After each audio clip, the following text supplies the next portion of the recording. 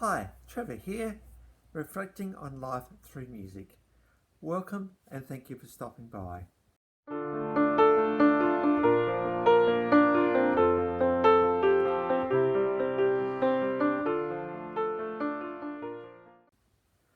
Well, I trust you enjoyed my video last time on Amy Grant when we looked at the song Lead Me On and we explored a little bit about faith and belief in whatever works for you.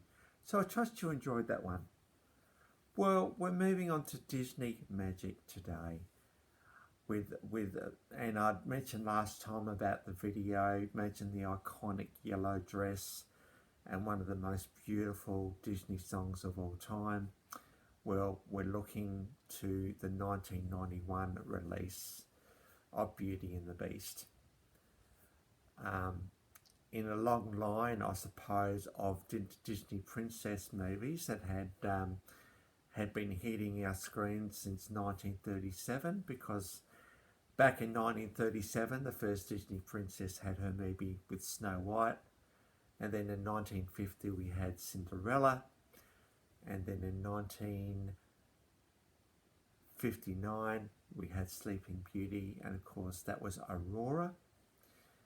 Then in 1989 we had The Little Mermaid, and that was Ariel, and then of course Belle in Beauty and the Beast in 1991. And since that time, there's been a few other princesses. You think about the movies of Frozen and Brave and Pocahontas and Moana. There have been a few princesses since that time. In fact, if you want to see them all in one place, the movie Wreck-It Ralph Breaks the Internet has quite a cute little scene in that one of all the princesses together. Quite hilarious and funny. So, but the movie I wanted to focus on today, I suppose, is the 1991 movie Beauty and the Beast. Now, for those, I gather, anyone who want to have seen Beauty and the Beast would have seen it by now, either the original animated version or the one that came out in 2017 with real people. That's the one that had Emma Watson in it. And so basically the story goes that we have a girl who ends up becoming a captive in a castle and captivating the heart of the beast. Now the beast was transformed into the beast because he was harsh and cruel, and he needed to find true love before the rose completely shed all its petals. And in the meantime, all of the servants of the castle had become implements like candlesticks and cupboards and teapots. And suppose the pressure was kind of on him a bit to try and learn about himself and what it meant to be a compassionate person. So it brings us to this, I suppose, this iconic scene in this 1991 release of Beauty and the Beast. Now, obviously by this time, not just animation, but also the way that you shoot animation and give it a bit of a cinematic experience had really come to the fore, and Disney were masters at doing this. And the story goes that when we get to the iconic ballroom scene in Beauty and the Beast, this is the scene where after a bit of toing and froing between them, he actually does declare his love for her in such a beautiful way. And so what Disney said was, we need this to be one of the most classic animated cinematic experiences of all time. And certainly with the way the castle is and the ballroom and the way that they just look at each other and the music, it is an absolutely stunning, memorable performance, memorable scene in this movie. Of course, Disney princess movies, they all kind of have the same thing. They have the princess who's a bit reluctant and a little bit outer. She doesn't quite fit in. We then got the heroes. If you think about Snow White, we had the seven dwarfs, and Cinderella, certainly we had the mice that were her friends.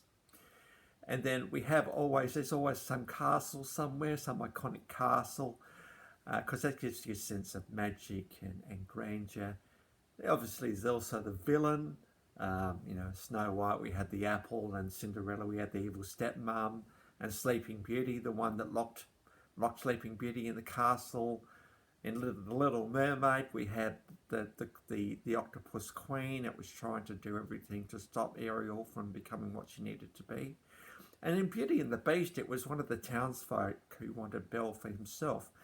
And so we've got that. And in most Disney movies, it's the prince that comes along and saves the princess. Except in this movie. Because in this particular movie, it's the princess that saves the prince. Or as we discover at the start, the princess saves the beast, who becomes the prince that she had been waiting for. It's interesting, about how the Beauty and the Beast end up connecting with each other.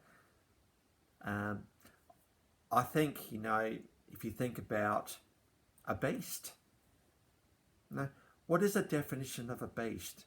I suppose this beast had human qualities about him. Very arrogant, very selfish, not willing to listen, not willing to be soft, not willing to be understanding, and so caught up in their arrogance and selfishness that they do not realise, have even a slight awareness about who they are and what they really are like. And so the person becomes beast-like. And that's what this story is all about.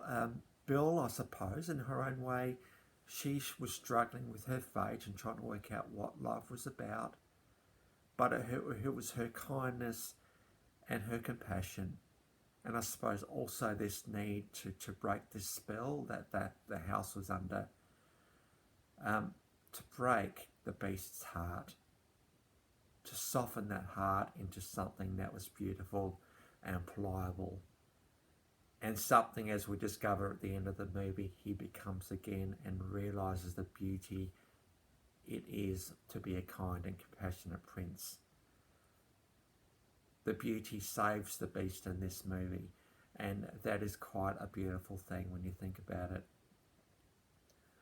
So I suppose the challenge for all of us is, if we think about what our view of ourselves and what we think who we are in this world,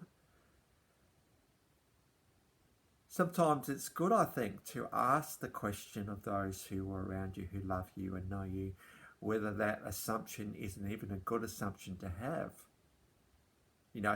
For instance, if there is an assumption that I'm just always going to talk and never listen, is that a good assumption to have? Is that the best way to live life? Or what about maybe I'm going to get money at all costs and it doesn't matter who I tread on? Is that a good assumption to have?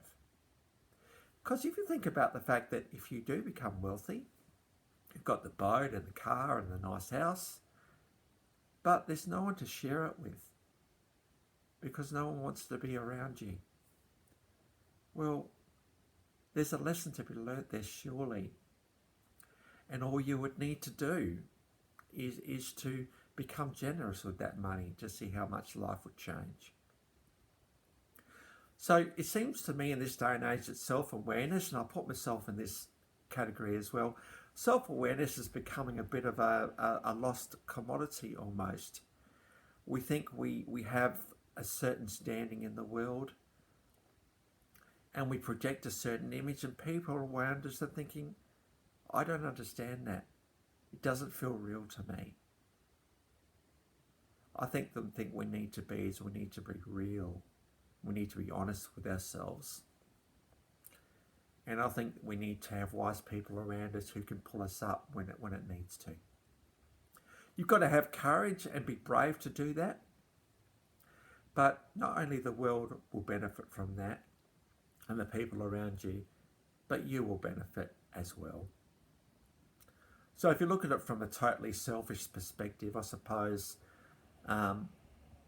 self-awareness is a great thing to try and practice and a great thing to try and hone so that your self-awareness and the reality kind of line up a little bit.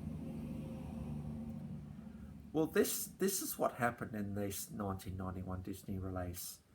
I think over time, the Beast, who actually was a beast before he was turned into the Beast, gradually realised who he was and how horrible a person he was, and what he saw when he looked in the mirror and saw the Beast, he saw a true reflection of who he was. And it took an innocent and beautiful girl to change that, to change the Beast, even before he changed back into a beautiful person that Bill knew he could be. So I think the encouragement for all of us today is to just always be aware of ourselves and how we project in the world, and whether that is a kind and compassionate presence in this world, because this world needs compassion, and it needs presence more than ever before. So I trust that will be an encouragement for you, and I'm certainly talking to myself in this video as well, because I'm constantly having to just reflect back about whether I am being true to myself and actually projecting a kind and compassionate view in the world. It's always good to have people to talk to about this stuff, I'm thinking, and I certainly have a guy that does that, which is fantastic. So on to the clips today. First of all, let's talk about this iconic, one of the most iconic, memorable scenes of all time. And who would have thought that an animated sequence like this one could be so moving? You think about the iconic blue-yellow dress that Bella's wearing here. You see about the Beast, you see the bit of fun that they had before, trying to get him ready, and working with what is a lot of hair. And then when you see him, there is something quite noble and something quite heroic and wonderful about him. And Belle sees that straight away. And of course, when the song starts, and I must admit, this is one of my most favourite songs. Really, I don't know what is it about this song. I think the way the strings start before Angela Lansbury, who we'll talk about in a minute, starts singing this song. There's something beautiful, absolutely beautiful about this song in conjunction with this scene. And Angela Lansbury, who doesn't have the most, pure of voices, but the one that voices the teapot in this particular movie, just does this song so well. It's so well done, and it is perfect for this movie. So what we have in this scene is a truly magical Disney experience, a memorable and everlasting experience.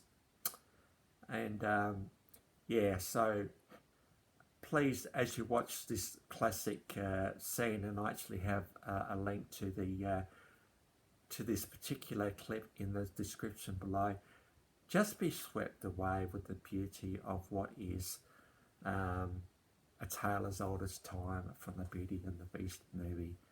Absolutely beautiful.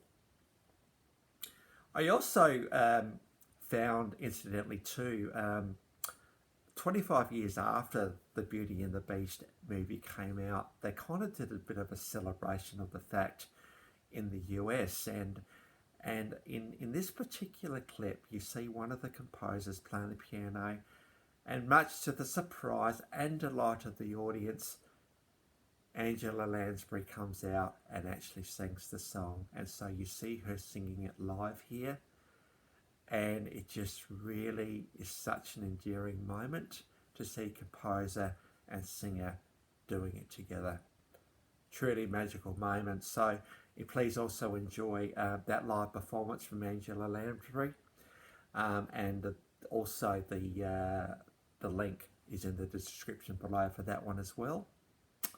And actually, while we're on Angela Lansbury too, because she may not get another sort of highlight in any of this series, but she is a screen legend on television, and shows like Murder, She Wrote, and she was also in Bedknobs and Broomsticks. I remember that one from a Disney movie, and so many other stage, screen, television. And so what I've done is I've included a Wikipedia link to her career, just for those who want to see who this Angela Lansbury is. She is a Hollywood screen legend. So to see her singing this song, a song that has made her quite famous, in fact, is just such an endearing thing. So I encourage you to look at both of those clips. I've also, by the way, included a link to my last video, which was on Amy Grant. So I encourage you to look at that one as well. I did notice when I was looking at that one that, again, that's a 26-minute long one, and that's probably a bit long for YouTube. But again, there's good stuff in there. So I encourage you to look through that one as well. Well, that's it for today. If you like this video, please give it the thumbs up, and I'd love you to subscribe. If you have subscribed to this channel already, thank you very much, and welcome back for another video. Well, that's it for today. We're going from Disney perfection and softness to, as I did a little while back with AC/DC, we're going to the Angels, Australian hard rock legends, the Angels, next time. And so until then, I'll catch you around. Bye for now.